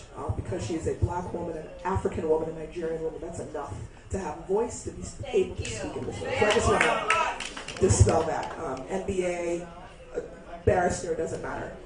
She belongs here, exactly. I know that you're saying that you've been in this business for 40 years, things aren't going to change and things aren't going to change. But when we're having this conversation now, and we're giving you different options to change, your response is, no, there's no reason for that. Then how do you expect it to change? You're the reason. You're the reason why it's not changing. You're not getting it. Sorry, bro. You're not getting it. I'm not saying there shouldn't be change, but she's making reference to a document 17 years ago put together. And I'm saying that that document has changed. The information she's pushing out to the public there is not true. I'm saying the concept of that document should not exist. Whether or not there is a different version or there is not a different version, you can't have any regulation that's contrary. Things that govern their practice. As a lawyer, you cannot practice without recourse to MBA, right? And you are saying because we are a creative sect, we shouldn't have things that will guide us. No. Did I say that? I never said that. I never said that. It's okay. I never said that. Not laws to guide us. What we are trying to put in place that. will not affect me in the near future, right? It's for the future of those young ones here. I've got to almost the apogee of my career, you know. Thank you. Okay, thank you very much for this. I'm really sorry because this is getting a little bit out of hand. We want to make sure that, you know, I get it, but it's, I can understand that. I can understand that. First of all, we're going to continue now with something a bit less passionate, but everything is passionate indeed. But, you know, I'm going to go back to Khadija. All right, Khadija, I have a question for you, very important. Oh, you had a... question for you, Khadija. Recently, we read about Oasis Studio in Morocco, a fit and a premiere in Africa, a strategic partnership between Morocco and Nigeria. Could you tell us more details about how it came about, why and what are the why it happened, and what are the realistic expectations? Would there be specific pricing or specific framework for African production, co-production, and what is the Nigerian part and what is the Moroccan part? And I believe that might be useful for you and Shuma, who are both party in this argument, to talk about that. Shuma, can you join us here for the Oasis Studio? You sure? Hello, thank you for the question. So, ladies and gentlemen, Choma Ude is an amazing Nigerian woman, and I think she is the living proof that, yes, government can do things for us, they can structure things for us, but individuals also can do a lot of things, and that's where it all starts. So Chuma heard about me. In 2014, I had an award for my career. In 2015, I built my studios. It was a very crazy project, but it happened, which for the young generation, nothing is crazy and nothing is impossible. There are always ways, always, in a way or another. 2017, I've been invited to join the academy, and people started hearing about me all around the world. A friend of ours connected us. Choma was talking about her studios that she's building here, and it's a premiere.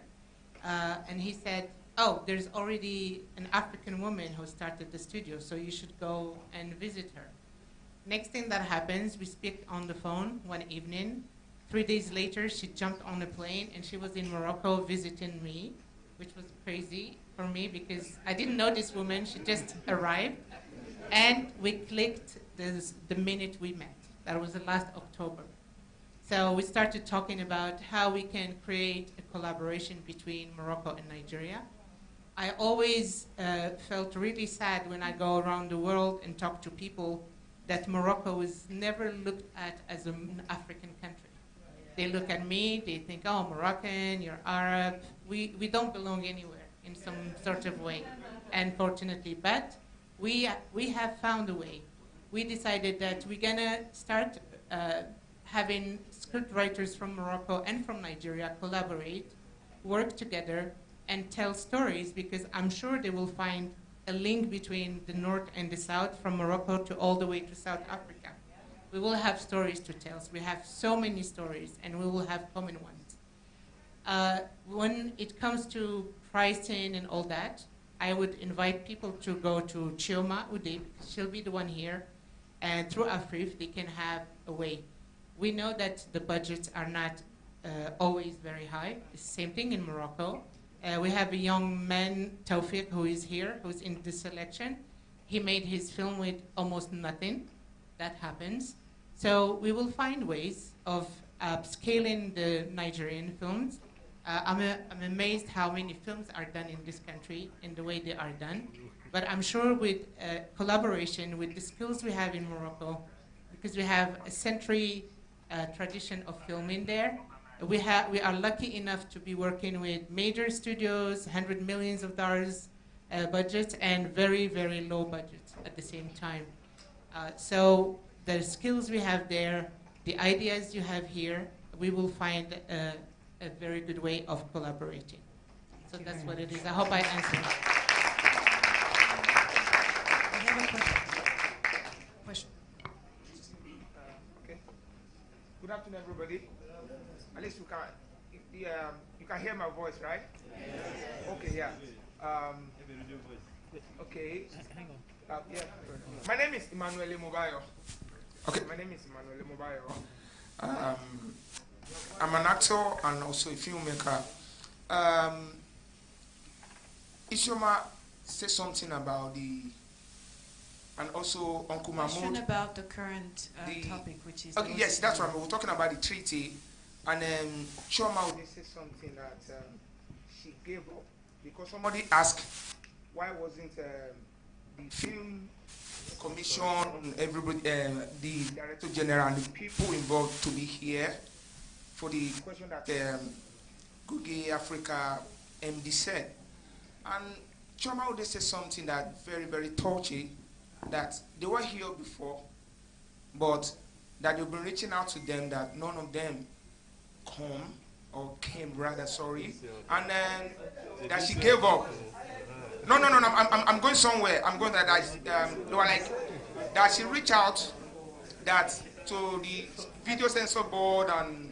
Let's do something, because we're going to go back to that topic later on, all right? But because right now we need to follow up on the agenda, which is currently discussing Oasis Studio and the impact it has on Morocco and Nigeria, and how producers and filmmakers around here would benefit from it. So we're going to come back to that topic later, if you don't mind.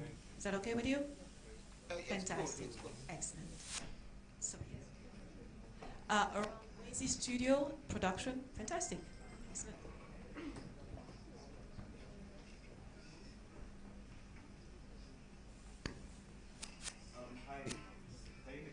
Hi, my name is Tom Nuku, and I would love to know the animation environment in Morocco in terms of the studios there and how Oasis Studio is bringing together animators and animation studios over in the north and connecting them with animation studios in the west here in Africa, in Nigeria. At the moment, we don't have any animation at Oasis Studios, but we do have a post-production facility in Casablanca that is capable to do that. And actually, we are partnering with them to do all the post-production, animation, CGI, and all that. So I can't give you any specifics right now because we haven't set everything put everything in place. But like I said, any information after, you can go through Afrif to Chioma, and you will have all the answers. Is there any other question? Please go on. Good afternoon. My name is Eric Arimi, and I'm a director and producer. Actually, my first question was mostly on government parasitic relationship with Nigeria. I mean, with Nigerian entertainers and filmmakers, but since you said we should talk about something less passionate, so I'll try to just go direct to, the co-production thing. So my question now is, for somebody who is like me, an independent person who doesn't have so much friends in the industry, and I want to work with you, maybe I have a project I want to do with, I know you talked about meeting Chioma and stuff like that. I I know there will be some form of terms and conditions, you know, like, how do I put it now? Requirements. Is there something like that that we should look out for? Secondly, talking about funding, we may not have so much. I think you may mention about that. Maybe just a little bit more clarification. Like, if you don't have so much fund or you don't have any fund, can we still come? No.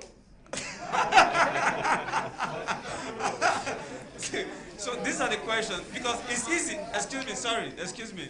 These are the questions. It's easy to say, you want to co-produce, just come. This is the reality.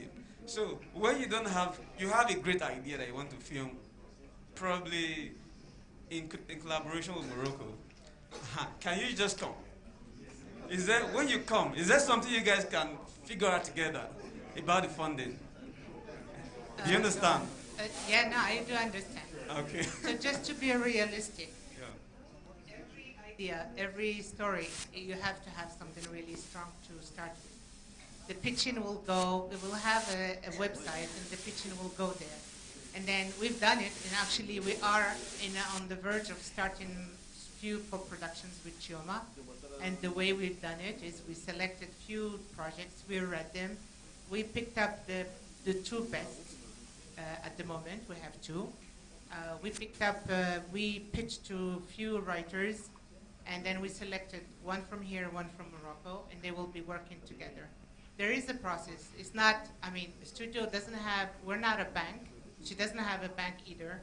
We don't have like millions of dollars sitting in a cabinet, and everyone who wants to make a film, they can come and say, this is not how it works, unfortunately. I would love to, but that's not how it works. So there is a process. We will set a procedure that people will need to follow. There will be a website to submit the projects. We will look at them together, but everything has to go through one channel that will be set up here. And then we'll decide. So if you're lucky, if your project is amazing, you will get a chance to be produced. Fantastic. That's my answer. Excellent. But we have to be realistic. Not all of us manage to get there. It's always hard. Fantastic. So we're going to move to a more passionate topic, if I can say so. We're going to turn the question. We're talking about the distribution conundrum in co-production. Could you give us more insight into what type of provision are contained in KwaZulu-Natal or NBFF in co-production treaties with regard to distribution of content co-produced in South Africa with other African countries, and what could be improved? Yes, so distribution is also one of the important aspects of why we have a co-production treaty, because what it does, or what it should do, is enable that content to be distributed in the countries, in the two countries that are partners in the treaty. However, marketing and distribution, and I'll speak specifically about South Africa if I may, it's an area that we haven't really focused on so much as an industry. So we're very strong in production, we're very strong in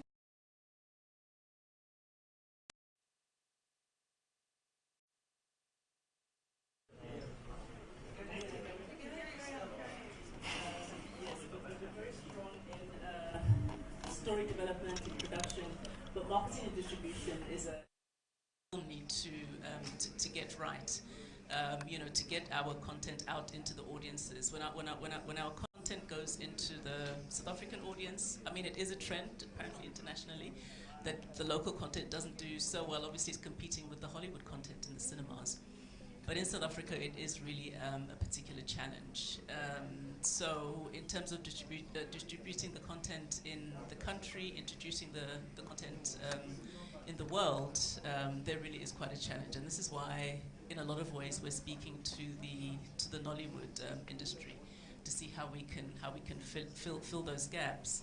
Because ideally, if we produce a film on the continent, you mentioned the population on the continent, it's over 1 billion. And with the free trade agreement that we have, we do have the instruments that should be able to enable us to distribute the content across the continent. But we know that there are dynamics at a country level, but there are also dynamics inter-country as well. So it's it's a huge potential that we have to produce our own local content, to find that those audiences across the continent. But we need some kind of a mechanism. We need some kind of a mechanism, a distribution platform, where the content can really be distributed successfully. I believe that we don't have enough distribution companies, distribution entities on the continent that can actually work with producers to circulate the content in the country. In South Africa, when we produce content, we're looking at an international audience outside of the continent. We don't think of the continent first, because I really think it's because we don't know a way of doing it. We don't know how we can reach this vast audience on the continent. So we go to international markets, looking for sales agents, distributors, and that content will really get distributed in Europe and the US, but really not across the continent. And Why I think is it not? in terms of Since your the core gaps, audience, in terms of the gaps that need to be filled in and the challenges that we have, I think that is the biggest challenge. The potential audience that we could have for this content that we're just not able to reach because we just don't have the structures. Fantastic. Any question in the audience to Jack? Question there? Related to distribution in co-production treaties? Yeah. Are we on the passionate one now, or we're still in the co-production? Sorry? Is it the passionate or the co-production? Yeah, it's... For the co-production, I wasn't satisfied with the answer I got, though. Because the two key people, Chairman said no, and she said, so... That can be a discussion that can be Sorry? continued. Sorry? That is a discussion that can be continued afterwards. Alrighty? Okay. There's a question but, here. But I also want us to be realistic. The truth Certainly, is, if we you look are. around the room, a lot of people have great ideas, but funding is a challenge. That's the truth. But as she sure. mentioned, neither Shioma nor I know. nor there's our something I'm trying to banks. say. There's something. So Yes. Realistically, yes. This is a great platform that she's created. Yes. And Afrib is an amazing Fantastic platform yes. as well. Yes. So there should be something like a mechanism for raising the fund. I mean, between you guys and the person who's going to approach you guys. So I'm not very I already said. I said there will be criteria. There will be a website. It's like any other fund or organization around the world. You go to anywhere, there is a way of submitting. People will read your materials, and if it gets the attention, no script or no story is not good. It's only like somebody said a few days ago, it's the time, the moment. Is that the right time to submit the stories? That's the way it works. It's not a no. It's yes, there will be a setup, and people can go to that setup. They can submit, and then they will get answers. And let me add.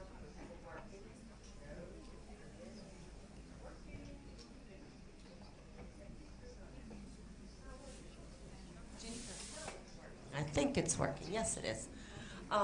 So, to Khadijah's point, so you were in the session where it was announced that Afrif is getting $50 million to really increase the narrative, the quality of the narrative, from Nigeria and creators around Africa. You have to give Afrif the opportunity to set up a process. That right now there's nothing in place, right? This platform is phenomenal, but it's been run with Chioma and a small army, and then another small army of volunteers. And because of that, it's a challenge to be able to accommodate so many people all at once. So you've got to give them the time to set up an infrastructure that allows you young filmmakers to now go through that pipeline protected, like Khadijah said, right? And in a way that's organized so that you're not ignored. It's not an automatic no, right? Your product has to have potential. But knowing how Chioma feels about development, I mean, the whole academy, video game academy, etc. You'll have that support. You just need to, give it a little bit more time. because that is her intent, to be able to create a mechanism where, you know, and she's bringing other people to the table, other players to the table, you know, agencies that can help with that, you know, other producers that can help with that. But it's not going to happen overnight. And also, just to add to what Jenny is saying, the $50 million that were announced are not sent into her bank account and sitting there. That's right. There will be rules and regulations. That's how right. she's going to get that money. Yeah. It's not like just sitting there. Just goes all at It's once. a fund right. that is announced. It's a promise that has been made to her. So if she fills and you know, like she fills all the boxes, she ticks all the boxes with the projects she's going to submit, then she will get the funding. It's not Yeah. sitting in her bank account. Right. Just wanted to Right. make sure. Fantastic. Sorry, last I have a last- question regarding okay, distribution. last one, because we need to wrap up. Do you want me to? Yes, please. Yeah. Go. Because the UNESCO report you mentioned earlier says that in Europe, for example, there's 3,000 TV channels, whereas in the whole of Africa, there's 1,000 TV channels only. So going back to what you said, Jackie, right? About distributing, about finding more avenues to distribute more content. Is there anything being done about that? I mean, TV, maybe TV is dead. I don't know, maybe TV is going away because everybody's streaming on their phones, on their laptops or whatnot. But I think, yeah, TV is still around, right? You're like, yeah, TV will always be around. So is there anything being done about maybe increasing the number of channels that are available? Fantastic. There's nothing formal in place from what I'm aware of, you know. The biggest challenge on the continent is that we don't have infrastructure. Maybe we don't have enough television stations, but we don't have enough cinemas, you know, for people to go and view content. So, you know, it's a complex issue, which is why I say it's a potential, and we need to have a way of realizing it. But there's nothing formal, actually, that's been put in place that I'm aware of. Guys, we actually need to close off this panel. However, I'm going to take the last question from Simone. All right, and then we're going to give the panelists 30 seconds to give their closing words. All righty. Simone. Very colonial system of TV channels. We cannot please. You give everything to the French. Sorry to say. Passion. You give everything to the French. There is Canal Plus. I can get Canal Plus around the continent at my home, but you give it to them. Can you clarify? Because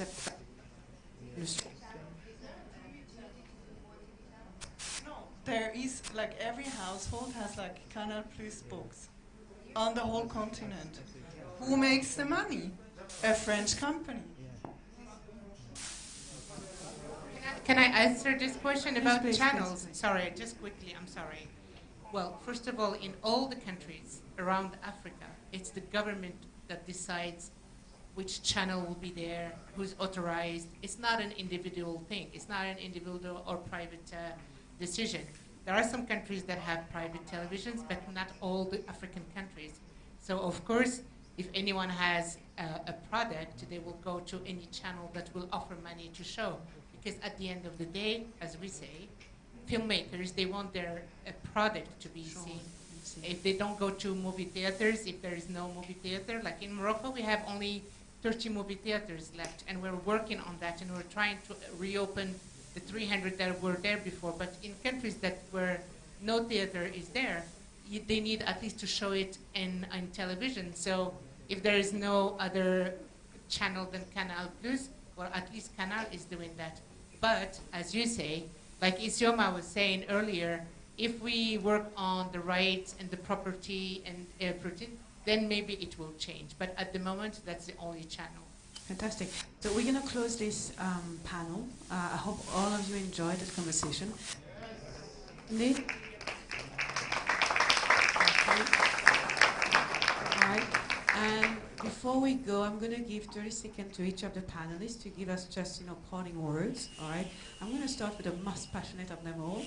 All right. You know why I'm laughing? Every time I'm on a panel with her, it always gets really And I'm not always heated in all my panels. It's just we've just had, I don't know whether it's fortune or misfortune or whatever. It's fortune. But my summarization is, I think that, of course, it's very clear that there are a lot of opportunities with collaboration across the continent. The market is there, the content is there, the talent is there, but infrastructure is missing. And so the conversation right now really should be, how do we build out a infrastructure within our countries, but also looking to plug that infrastructure into a continent-wide, massive infrastructure to make sure that we can really collaborate and derive all the values that come with those collaborations.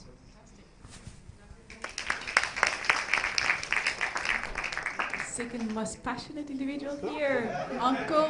The only one here, right? What I'll say is this: you say treaty or no treaty, co-production or no co-production. What is important is that for every filmmaker, you must continue to work. You must seek partnership with people from across the continent. There are those who are working with filmmakers across the continent right now. I believe that one day will be one day, our government will Soros, okay, and then we'll begin to be able to have the treaties in place, and then the collaborations will work better. Thank you. Okay. Representing South Africa, the model country. Yes, so I think just from my point of view, I really say, because we attend a lot of festivals and markets on the continent, and we tend to focus on the problems, and there are many. We're never going to find the solutions immediately. We're not going to find the solutions on any individual panel. So my contribution is really to say, let's look past the problems. Doesn't mean we shouldn't solve them. We have to deal with them. We have to tackle them. But as we're doing that, let's see how we can continue collaborating, how we can continue working, producing content, and finding markets for our content. Thank you. I'm the president of the jury. Yeah, I think I will say same thing as my friends here. Let's look forward, onwards. The young generation is here to teach the old generation, like me, the new ways of doing things, because we have our ways, but we are learning also from you guys. Don't give up hope. Keep fighting. Never give up. Never, ever, ever. Okay? Fantastic. So let's make more movies. Right. So guys, thank you very much, and please feel free to come over here and talk to the panelists. All right, and thank you. Enjoy it.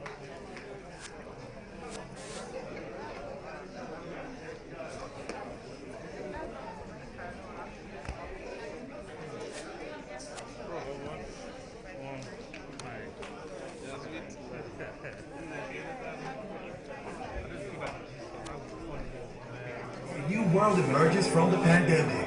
New and untold stories, new trends, ideas, talent, platforms are coming forward. Trey Studios is focused on promoting, producing, and celebrating African creators whose movies and series are appealing to both local and international audiences. Trey Studios is an award-winning production company. We develop and produce premium content on time and on budget. With offices in 17 cities, including Lagos, Abidjan, and Nairobi, and full production studios in Cape Town, Johannesburg, and Paris. We are a global production and promotions company with an internationally recognized scripted and unscripted program slate. Trey Studios in South Africa is the only audiovisual production company with 2 state-of-the-art interconnected live studios. Trey Studios engages with content creators, cameo appearances by top musicians and personalities, promotional support on Trey TV, film festival placements, as well as handling content distribution deals to Netflix, Amazon, and traditional TV channels. Our branded content division delivers short-form video content designed to engage audiences and deliver results to our clients. The Trey Studios content distribution team works to monetize movies and series on TV, digital platforms, airlines, and more. And thanks to our extensive Trace network, we have the capability to manage complex production projects and promote titles to our audience of over 350 million in Nigeria and across Africa, as well as the diaspora audiences in France, the United Kingdom, Brazil, and the Caribbean. Trey Studios, we tell great African stories.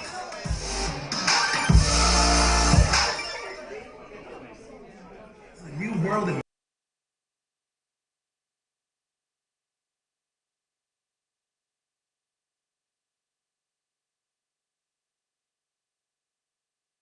producing and celebrating African creators whose movies and series are appealing to both local and international audiences. Trey Studios is an award-winning production company. We develop and produce premium content on time and on budget. With offices in 17 cities, including Lagos, Abidjan, and Nairobi, and full production studios in Cape Town, Johannesburg, and Paris. We are a global production and promotions company with an internationally recognized scripted and unscripted program slate. Trey Studios in South Africa is the only audiovisual production company with 2 state-of-the-art interconnected live studios. Trey Studios engages with content creators, cameo appearances by top musicians and personalities, promotional support on Trey TV, film festival placements, as well as handling content distribution deals to Netflix, Amazon, and traditional TV channels. Our branded content division delivers short-form video content designed to engage audiences and deliver results to our clients. The Trey Studios content distribution team works to monetize movies and series on TV, digital platforms, airlines, and more. And thanks to our extensive Trace network, we have the capability to manage complex production projects and promote titles to our audience of over 350 million in Nigeria and across Africa, as well as the diaspora audiences in France, the United Kingdom, Brazil, and the Caribbean. Trey Studios, we tell great African stories.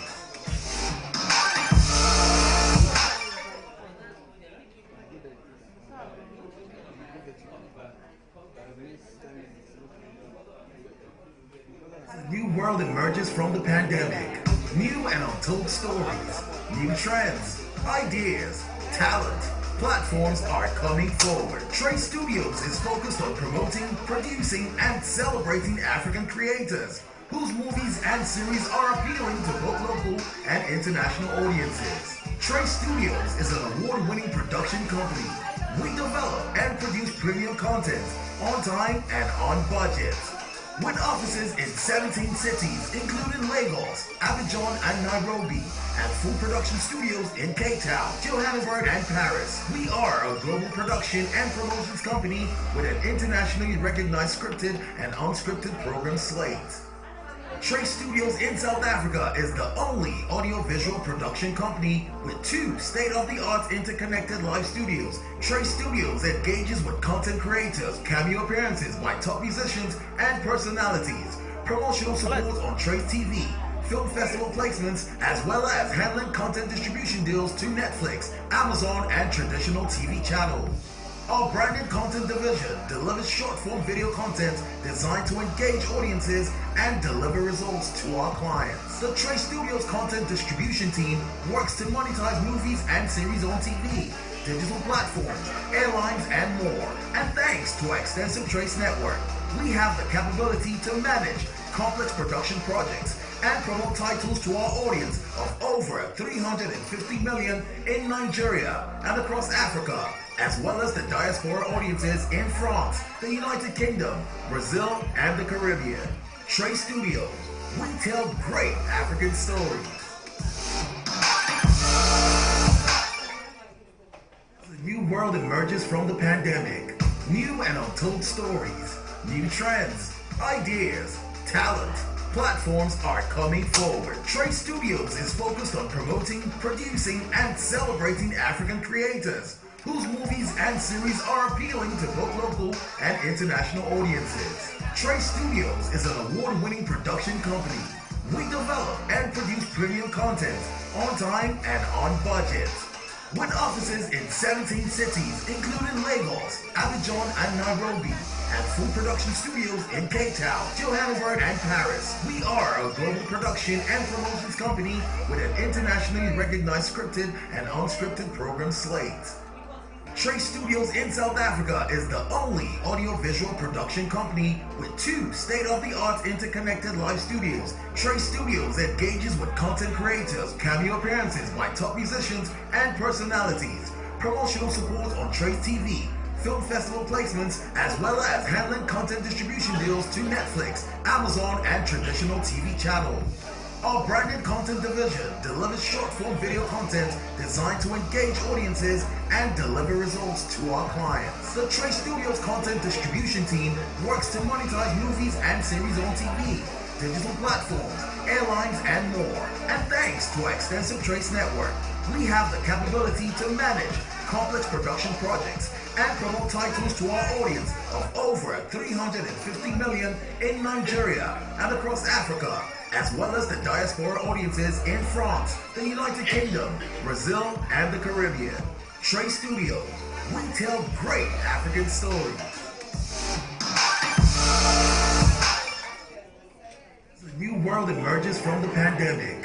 New and untold stories, new trends, ideas, talent, platforms are coming forward. Trey Studios is focused on promoting, producing, and celebrating African creators whose movies and series are appealing to both local and international audiences. Trey Studios is an award-winning production company. We develop and produce premium content on time and on budget. With offices in 17 cities, including Lagos, Abidjan, and Nairobi, and full production studios in Cape Town, Johannesburg, and Paris. We are a global production and promotions company with an internationally recognized scripted and unscripted program slate. Trey Studios in South Africa is the only audiovisual production company with 2 state-of-the-art interconnected live studios. Trey Studios engages with content creators, cameo appearances by top musicians and personalities, promotional support on Trey TV, film festival placements, as well as handling content distribution deals to Netflix, Amazon, and traditional TV channels. Our branded content division delivers short-form video content designed to engage audiences and deliver results to our clients. The Trey Studios content distribution team works to monetize movies and series on TV, digital platforms, airlines, and more. And thanks to our extensive Trace network, we have the capability to manage complex production projects and promote titles to our audience of over 350 million in Nigeria and across Africa, as well as the diaspora audiences in France, the United Kingdom, Brazil, and the Caribbean. Trey Studios, we tell great African stories.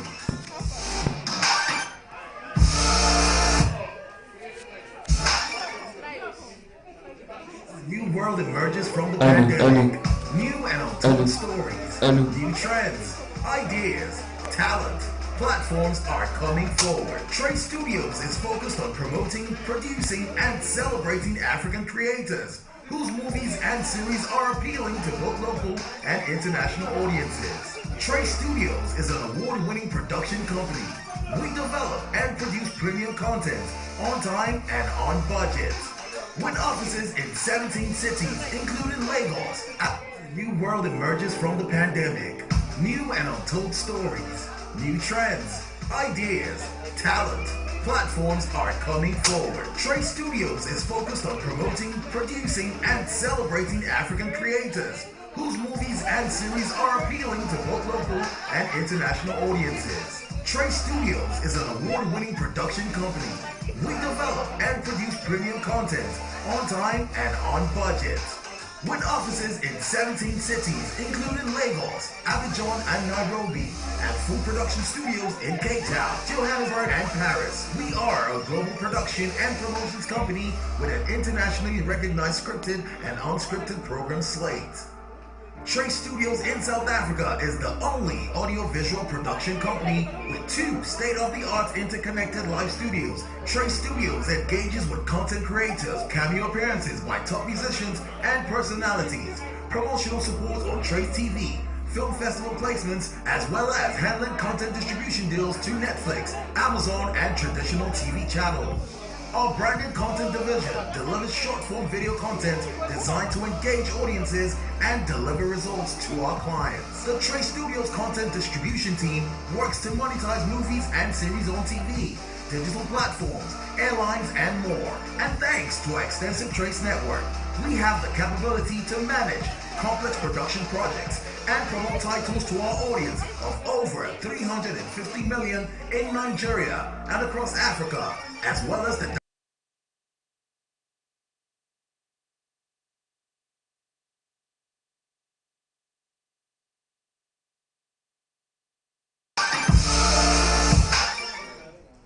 new world emerges from the pandemic.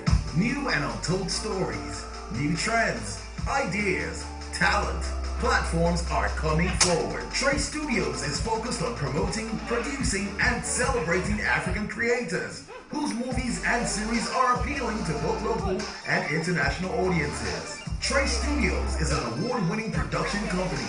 We develop and produce premium content on time and on budget. With offices in 17 cities, including Lagos, Abidjan, and Nairobi, and full production studios in Cape Town, Johannesburg, and Paris. We are a global production and promotions company with an internationally recognized scripted and unscripted program slate.